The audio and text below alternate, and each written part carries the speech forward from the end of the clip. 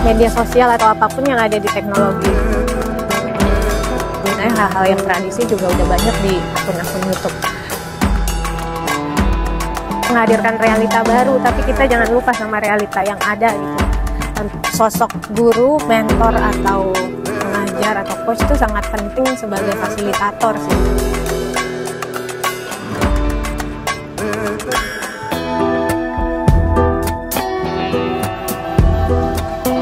Halo, saya Densial Prismayanti Lebang. Saya seorang koreografer, juga sekarang sebagai pengajar di Institut Kesenian Jakarta.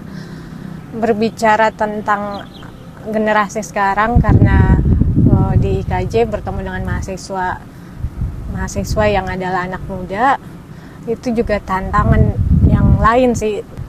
Sebenarnya mereka tuh banyaknya bermasalah di masalah mood, karena perkembangan media sosial juga mempengaruhi cara mereka berekspresi juga.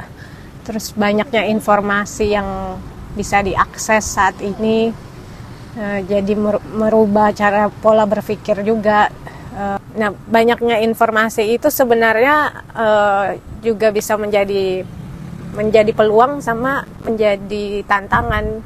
Peluangnya karena banyaknya informasi, sebaik banyak referensi yang bisa didapat, dijadiin acuan karya atau acuan gagasan. Sebenarnya dunia kesenimanan kan pencarian ke dalam diri ya. Jadi informasi yang ada di luar diri atau yang kita temuin di media sosial atau di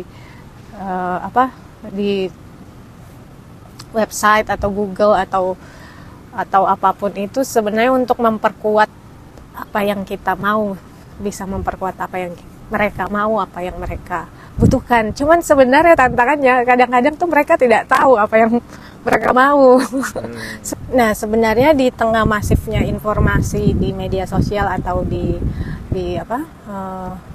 media sosial, informasi digital, sosok guru, mentor atau pengajar atau coach itu sangat penting sebagai fasilitator sih.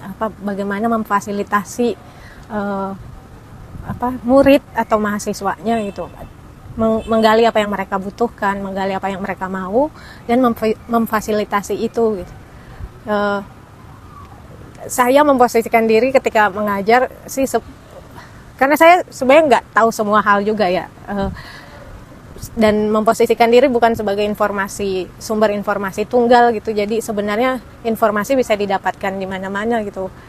Nah, cuman itu sih yang berusaha saya lakukan sekarang, menggali apa yang mereka mau dan apa yang mereka rasakan atau apa yang mereka ingin tahu, dan mencoba menyambungkan atau menjembatani dengan hal-hal yang mungkin berguna untuk jadi asupan dari hal-hal yang mereka butuhkan gitu. Karena kalau di medsos tuh kadang kan cuman satu arah ya. Komunikasinya itu cuma satu arah, kita yang searching gitu. Jadi posisi guru dan pengajar atau dosen tuh biar mereka ada partner untuk berdiskusi atau sharing. Jadi itu sih. Tapi secara esensi kan di dunia kesenian tuh yang paling utama tuh tentang kesadaran ya, awareness indrawi. Jadi media sosial atau apapun yang ada di teknologi digital sekarang itu kan menghadirkan realita baru, tapi kita jangan lupa sama realita yang ada gitu. Entah itu budaya kita atau tradisi kita atau pengalaman masing-masing kita. Jangan larut di realita yang baru atau realita teknologi kan menghadirkan realita yang lain gitu, yang jangan sampai kita melupakan realita yang ada, yang faktual gitu, yang aktual, yang ada di sekitar kita. Biar kesadaran indrawi kita tidak tergerus, entah itu kesadaran auditif, kesadaran visual atau kesadaran aroma, sebagai teknologi atau bahkan perasaan. Karena kan teknologi itu tidak bisa menggantikan manusia lah, tidak bisa menggantikan posisi manusia ya. Jadi bagaimana kita berkomunikasi real dengan manusia lain, dengan alam, itu sih yang tetap masih paling penting. Saya pertama kali belajar menari di gereja karena background keluarga saya, mama adalah seorang pendeta dan hidupnya rumah selalu berdekatan sama gereja, jadi selalu pertama kali latihan menari di gereja.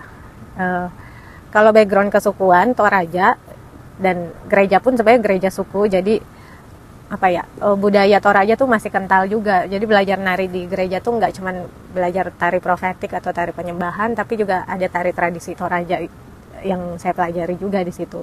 Setelah SMA memutuskan untuk kuliah di IKJ. Sebenarnya ketika kuliah di IKJ itu yang membuka mata saya bahwa sebenarnya tari itu pencariannya tuh lebih dalam, nggak sekedar hanya ya bentuk itu bonus, apa yang terlihat itu bonus, tapi pencariannya tuh lebih ke siapa sih saya dan bagaimana saya, lebih pencarian soal identitas gitu.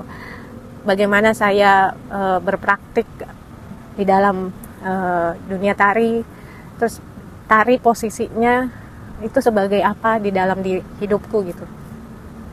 Nah, kalau sekarang sebenarnya saya melihat tari itu sebagai wilayah ekspresi yang lain atau wilayah katarsis saya gitu, dimana saya bisa menciptakan atau mengekstraksi dunia real di dalam karya itu, atau menciptakan realita yang baru di dalam karya. Nah, tari itu posisinya seperti itu. Kalau secara isu saat ini saya balik lagi menelisik budaya saya, tradisi saya, karena isu-isu migrasi, isu perpindahan itu sih yang menarik saya. Akhirnya balik ke tradisi saya, karena dari kecil kan berpindah setiap 5 tahun. Jadi mempertanyakan sebenarnya saya ini budayanya apa sih, tradisinya apa sih. Jadi karena pertanyaan itu akhirnya balik lagi ke isu-isu lokal saya yang menjadi landasan karya saya sekarang. Untuk sekarang saya lagi berproses sebuah karya. Untuk sekarang namanya Konjo Project. Itu inspirasinya dari kapal pinisi di Makassar. Di Bulukumbat tepatnya ada desa pembuat kapal. Jadi berangkat dari isu atau gagasan warisan budaya tak benda, yaitu kapal pinisi, diolah menjadi karya koreografi. Karena aku bilangnya koreografi karena aku backgroundnya tari, meskipun nantinya ada media-media lain yang masuk seperti teknologi atau instalasi, tapi itu juga saya posisikan sebagai perpanjangan tubuh. Jadi bagaimana melihat hal-hal itu tuh secara koreografis sebenarnya, nggak sekedar memasukkan atau nggak sekedar ikut zaman, tapi gimana melihat hal-hal yang ada di dalam karya itu, entah itu artistik atau skenografinya tuh dari sudut pandang koreografi. Kenapa saya mengambil karya itu, karena itu tadi saya lagi tertarik dengan isu migrasi. Kapal kan tuh sebagai alat transportasi untuk berpindah dari satu tempat ke tempat yang lain. Dan kalau untuk sekarang masih dalam proses riset. Tahun lalu sudah berkunjung ke sana juga sebulan, cuman masih mau mendalami lagi, rencana mau ke sana lagi dalam tahun ini. Karena menurut saya di dalam berkesenian atau membuat karya tari, ini juga harapannya sih, bahwa karya tari itu nggak sekedar hanya hiburan, tapi ada ilmu pengetahuan yang di bawah bersama karyanya, entah itu sejarah atau secara ilmu pengetahuan lokal. Karena kan pinisi itu diangkat sebagai warisan budaya tak benda tuh bukan karena kapalnya, tapi bagaimana orang membuat kapal itu, lebih ke bagaimana ilmu pengetahuan dalam membuat kapal itu gitu.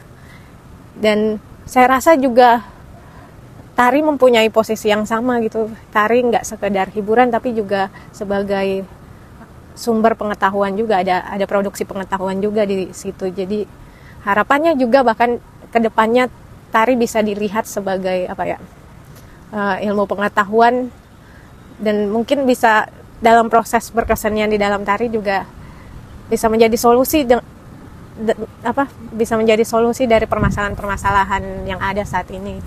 Untuk teman-teman yang mungkin segenerasi dengan saya, tetap semangat, tetap mencari langkah-langkah atau tetap punya motivasi untuk memperbaiki ekosistem atau untuk membuat ekosistem tari lebih baik ke depannya. Akhir kata, maju terus dunia tari Indonesia.